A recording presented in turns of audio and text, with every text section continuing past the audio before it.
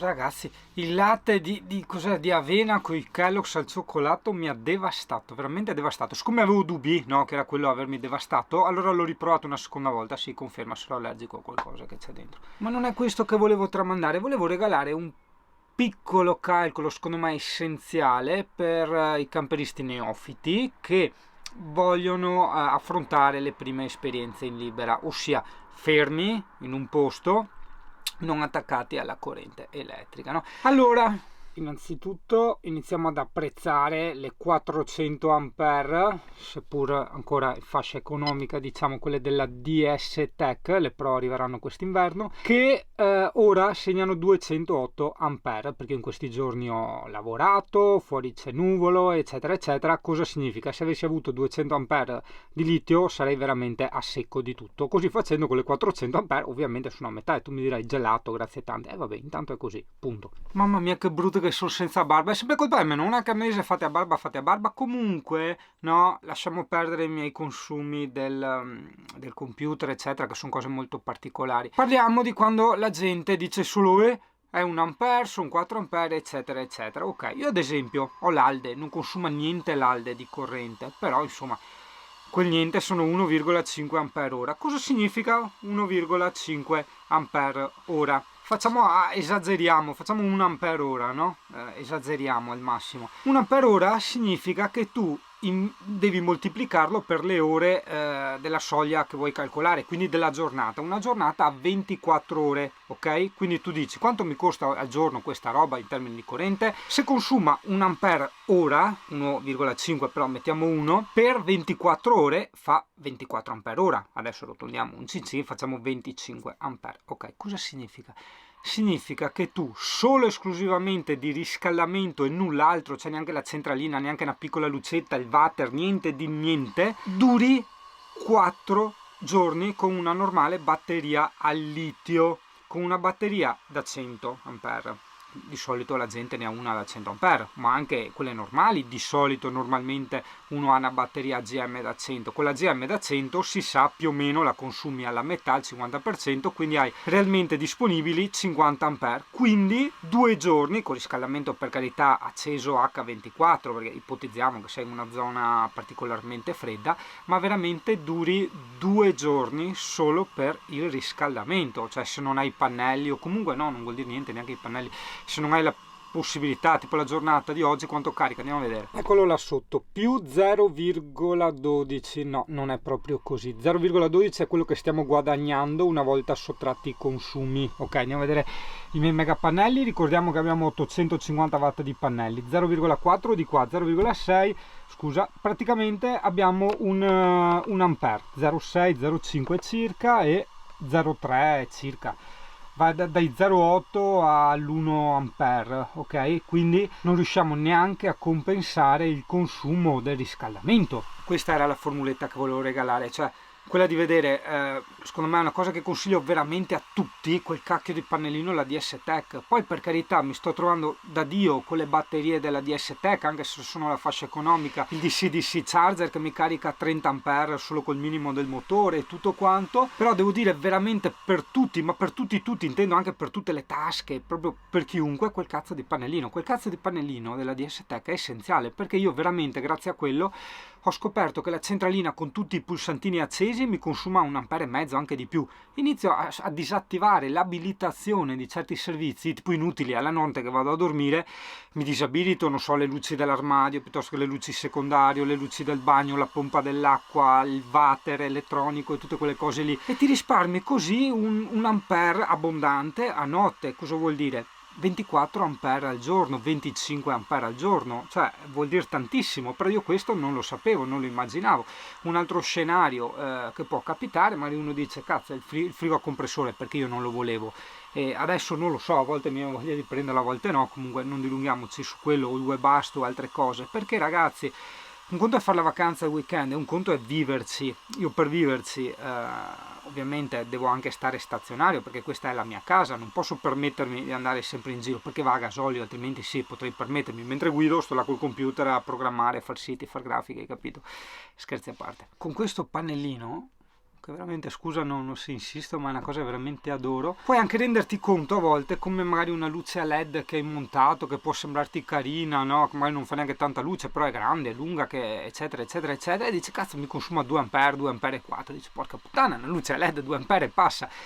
Sono tantissimi, porca miseria, per una lucetta a LED, hai capito? Dopo magari una roba che tu tanto facevi il parsimonioso e poi ti accorgi che magari ti consuma 0, qualcosa, oppure magari ti consuma quei 2-3 ampere, ma per pochi secondi poi si disattiva. Cioè, è veramente, secondo me, prima di spendere migliaia di euro, di fare grandi upgrade di pannelli, batterie, eccetera, eccetera, iniziare subito con questo DC Charger. Innanzitutto, spero non mi maledica la DS Tech se faccio risparmiare un FIA ai clienti, ma veramente è necessario imparare prima, no, a comportarti col camper, ok? Quindi a vedere gli sprechi. Dopo si dici, no, ok, tutta questa roba mi serve, tipo, non so, in inverno il riscaldamento mi serve, quindi meglio non risparmiare quell'ampere e mezzo che mi consuma all'ora. Allora là dici, ok, allora mi servono delle batterie, poi magari valuti, dici, sono uno che si muove spesso, allora molto più intelligente dei pannelli solari è il DC-DC Charger, se monti le batterie a litio. Ti ricarica 30 ampere, i pannelli 30 ampere ti caricano solo d'estate, cioè d'inverno, boh, in una bella giornata di sole io arriverò a 20 e qualcosa massimo, ed estate arrivo a 60, ma d'inverno no, d'inverno i pannelli sono praticamente inutili, quindi lì entra in funzione il DC Charger per chi fa le gite normali, weekend normali, per chi si sposta, no? Perché vedo molti camperisti stanno al massimo 2 giorni in un'area camper, poi si spostano, di solito almeno la maggioranza è così. Altrimenti per chi ama o ha bisogno, solo questione di amare, questione anche di necessità per tanti, tipo per chi ci vive o per chi ci lavora o per chi ha scelto di fare questa avventura a tempo indeterminato in camper tipo me, di star fermi, di usare il camper come casa, e però cazzo, dopo 2 o 3 anni che uno gioca a fare, come si può dire, il tutto al risparmio, no? Della serie, un po' come lo metto nel deserto, no? Che centillima le gocce d'acqua da bere, eccetera, eccetera, dici, ok, voglio una vita un po' più normale, però sempre nel camper. Allora, per avere una vita un po' più normale devi avere anche, insomma,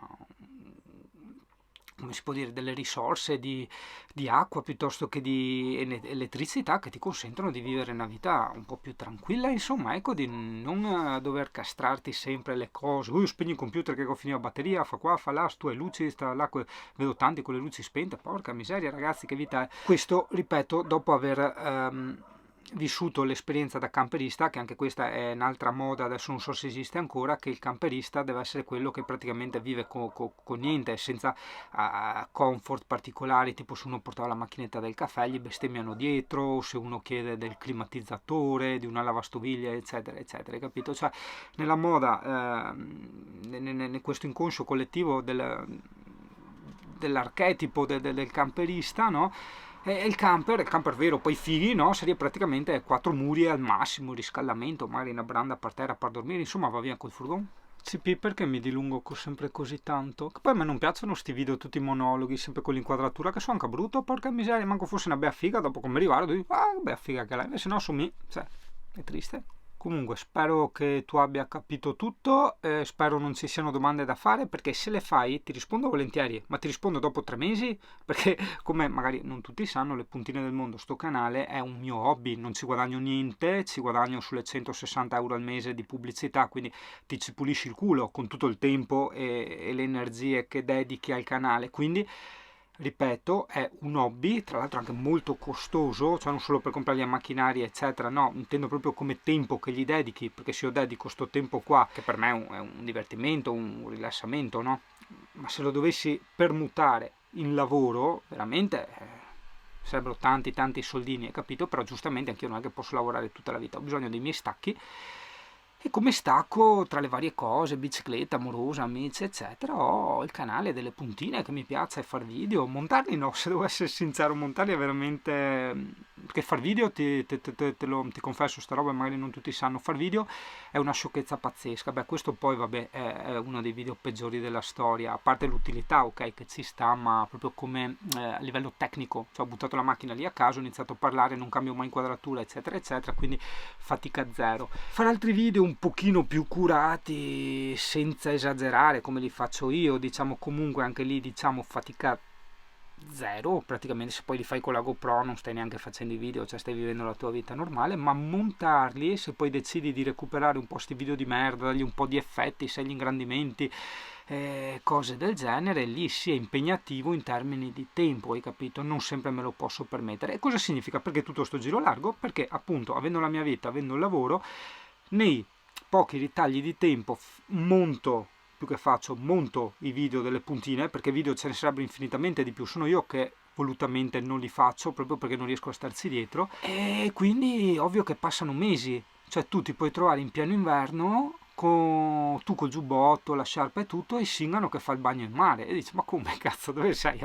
Alle Canarie? No, semplicemente i video sono stati girati 3-4 mesi fa, perché è così, insomma. Se dovesse essere un lavoro, che spero di no, perché veramente non vorrei mai e poi mai fare un lavoro del genere, ovvio che i video sarebbero più in tempo reale. Tu mi dici, ma perché non vorresti fare questa cosa come lavoro? Allora, innanzitutto io sono pesantemente un anarchico. Chi mi conosce sa veramente questo mio, a parte questa pesante anarchia, ma questo mio veramente indispormi e incazzarmi veramente come una iena a livelli anche abbastanza esagerati a volte quando mi si impongono delle cose, quando ho delle costrizioni. Quindi insomma ci sono sempre dei compromessi che sono dettati dal lavoro, seppur abbia trovato un lavoro molto creativo ed estremamente, come dire, gestibile, della serie col tipo di clientela che ho io, i tipi di lavoro, che sono anche lavori un po' lunghi, non da fare subito in giornata tutti quanti, riesco a gestirmi i tempi, no? Magari posso stare quando voglia 3 giorni, 4 di fila al lavoro, altri 2 giorni, 3, prendo e vado in montagna a girare in bici, capito? Quindi per quello ci siamo, ma se dovessi fare i video, innanzitutto cambierebbero le tematiche, tipo io non, per lavoro, se dovessi essere uno youtuber professionista, non potrei permettermi di fare questo video qua, perché è osceno questo video, ok? Veramente. Dovrei prepararmi il discorso, dovrei fare dei cambi di inquadratura, dovrei mettere molti più b-roll sotto e fare tante cose che richiedono tempo e energia. E io se mi sento obbligato a fare ste robe quando non ho voglia di farle, tipo adesso che non ho voglia di farle, mi incazzo. Cioè, a parte che mi sale l'ansia, ma proprio mi incazzo, mi giro i coglioni. E successivamente non potrei lavorare quando lavoro io, o comunque sarei costretto, come fanno tutti gli youtuber, ma perché è normale, no? Ci sono quelli che si costruiscono l'ottovolante a casa, quelli che trasportano una pecora col drone, cioè faccio esempi assurdi, cioè si devono inventare, scervellarsi ogni volta per creare delle cose, organizzarsi, fare è una cosa abbastanza impegnativa che in teoria può sembrare piacevole e divertente, in pratica se uno si sente obbligato a farla per fare i numeri e non la fa quando proprio veramente vuole è una grandissima rottura di cazzo. Quindi sì, questi sono i due motivi principali per cui io mai e poi mai vorrei fare questa cosa come lavoro. E poi vabbè, il terzo giustamente è un po' anche la sicurezza economica, perché adesso ci sono youtuber che prendono anche milioni di euro all'anno, vabbè lasciamo stare quelli più famosi, mettiamo un po' quelli meno famosi, si prendono quei 10-20 mila euro all'anno. Gli youtuber normali si prendono dalle 5 euro al mese alle 160, che ha tanti numeri come me, ma tanti numeri significa anche ciò che io faccio tantissimi video, hai capito? E dipende da tante cose, dipende anche da come vengono monetizzate le pubblicità, cioè è una cosa che se devi guadagnare, ragazzi, veramente lascia perdere, lascia perdere, l'ho detto tante volte, ragazzi. E abbiamo cambiato discorso, vedi, non siamo stati più nel tema principale, però le puntine del mondo è così. Che è un po' anche un peccato fare sti video qua, perché adesso volevo fare un video eh, tra virgolette del camperista che va a farsi il weekend in famiglia, quindi un'uscita bella, carina, sicura, della serie, sì, no, vabbè, camperista comunque sì, nel weekend posso essere camperista, perché, ripeto, non serve per un weekend smontare tutto il camper come ho fatto quella volta in Puglia, e quindi sì, basta solo niente, aggiungere la roba degli ospiti, quindi non cade tutto il discorso che avevo fatto in Puglia. Quindi ok, sì, effettivamente camperista posso farlo, in famiglia sì, perché portiamo un bambino che è piccolino, a 7 anni, quindi ti porto in posti sicuri e in posti piacevoli, ok? Quindi sicuri anche per i tuoi stati emotivi, insomma, che dopo il bambino non si annoia, Poreto rompe i coglioni, eccetera, eccetera, quindi posti anche carini, divertenti. In più, sai che quando molta gente, soprattutto io che in camper ci vivo tutto l'anno in libera, quindi quando devo fare le vacanze, divertirmi o a volte anche i weekend, adesso veramente stiamo iniziando ad andare nelle aree camper, anche se sono a pagamento non se ne frega un cazzo, perché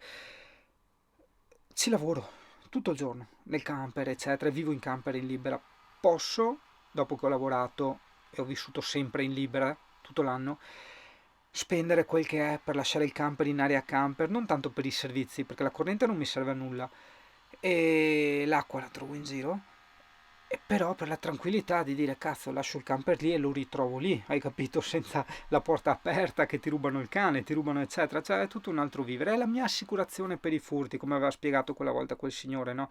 Che aveva detto quanto costa un'assicurazione per i furti, aspetta devo guardare qua, e ha detto quanto costa, adesso non lo so, spariamo 400 euro, 500 euro, quella per il furto che ti copre tutto il camper. Lui ha detto boh, divido in un anno quelle 400-500 euro e sai aree camper che mi vengono con 400-500 euro? E cazzo, aveva ragione quello lì, ha detto veramente la genialata. Adesso magari saranno 300, non lo so quanto, o magari 600, non lo so quanto costa l'assicurazione annuale, però certamente non costa 100 euro, ecco, quindi certo non voglio spoilerarti altri. Ci vediamo alla prossima.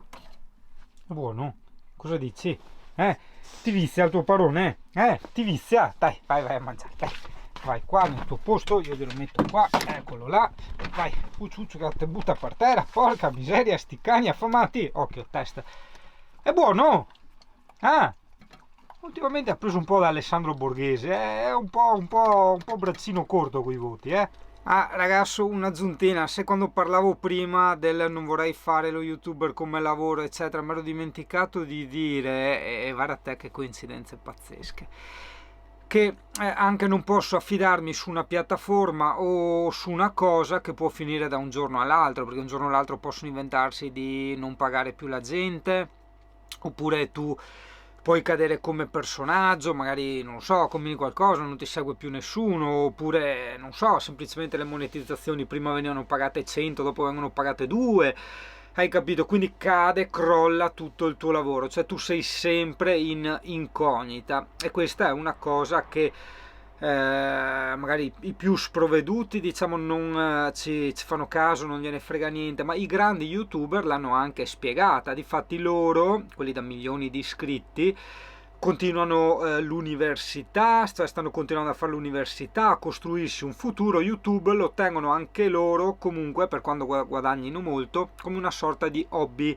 Perché? Perché non puoi assolutamente pensare di programmare il tuo futuro su un sito internet che può chiudere da un giorno all'altro, anche perché tipo magari Facebook, no? Facciamo finta, tutti con Facebook, la gente poi un giorno si annoierà, esce un nuovo social più figo, nessuno usa più Facebook e passa all'altro social network, così come è stato chiuso il Google Plus, così come la gente non usa più Netlog, eccetera, che erano all'inizio quei social che insomma anche abbastanza sfondavano. Adesso non li usa più nessuno, hai capito? E comunque dicevo, guardate la coincidenza, per motivi sconosciuti, ho presentato ricorso ovviamente, però per motivi assolutamente sconosciuti mi hanno chiuso l'account AdSense. Cosa significa?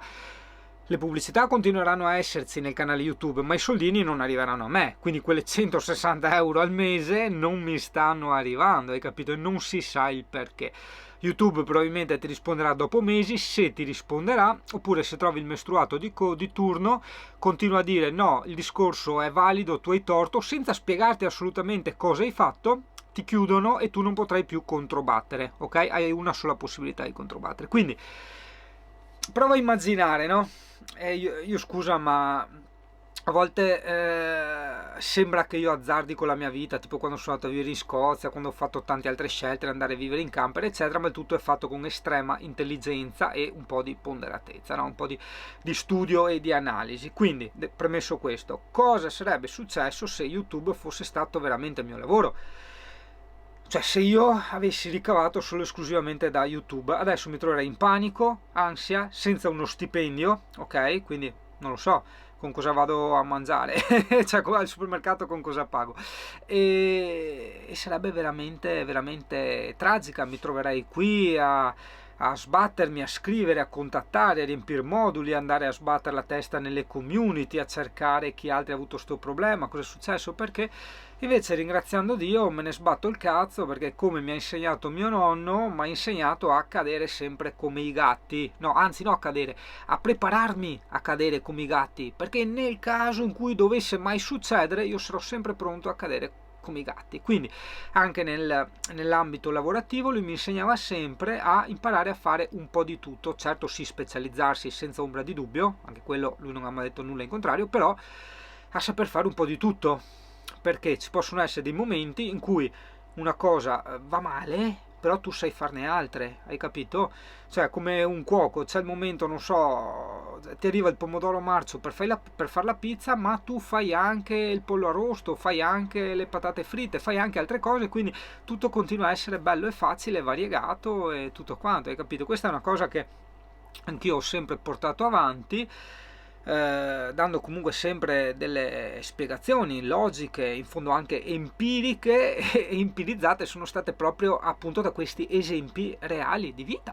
Adesso è successo quello che sempre io dicevo: non puoi fare affidamento su YouTube, è una cosa troppo instabile. Ti dico perché ci lavoro, cioè io faccio le campagne pubblicitarie per i miei clienti, veramente c'è gente dentro assolutamente inesperta che non ha tempo per stare dietro a tutta la mole di cose che arrivano, quindi anche i controlli. Una volta c'era una ragazza di una pubblicità che ho fatto che aveva la bocca un po' aperta e niente, hanno scritto simulazione di fellatio. Io ho detto: ma scusa, ma ti pare che sta facendo un pompino? Cioè la classica ragazza con la bocca un po' socchiusa, no così, cioè era proprio leggermente socchiusa. Niente, bloccata la pubblicità, e non ti dico quante altre. Oppure le promozioni che mettevano: se arrivi a spendere 25 euro te ne regaliamo 80, verso la fine hanno iniziato a fare i giochetti per non farti spendere i 25 euro, quindi non approfittare della promozione di 80. Questo è Google, ma Google è YouTube, YouTube appartiene a Google, no? E quindi anche lì vedi, non hai affidabilità, ma soprattutto non hai poi una persona che, se succede qualcosa, tu puoi interloquire. Cioè la pubblicità del cliente, che è il mio lavoro, è andata male, io non posso parlare con qualcuno, posso aprire una segnalazione, se tutto mi va bene mi risponderanno con una risposta inutile del cazzo fra un mese, hai capito? E quindi anche adesso col discorso che io ho l'account AdSense chiuso, che quindi se fosse stato il mio lavoro non avrei più guadagnato niente, basta, chi mi risponderà? Io ho aperto la contestazione, ma ciao ciao.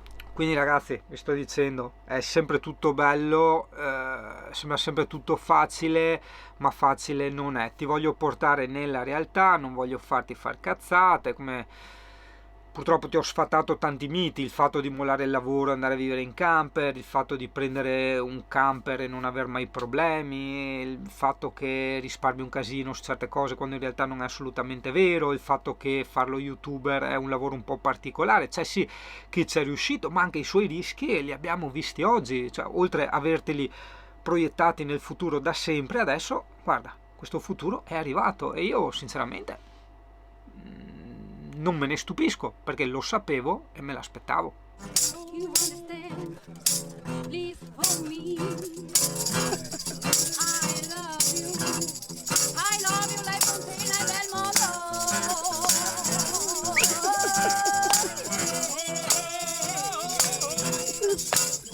Vai Sigari!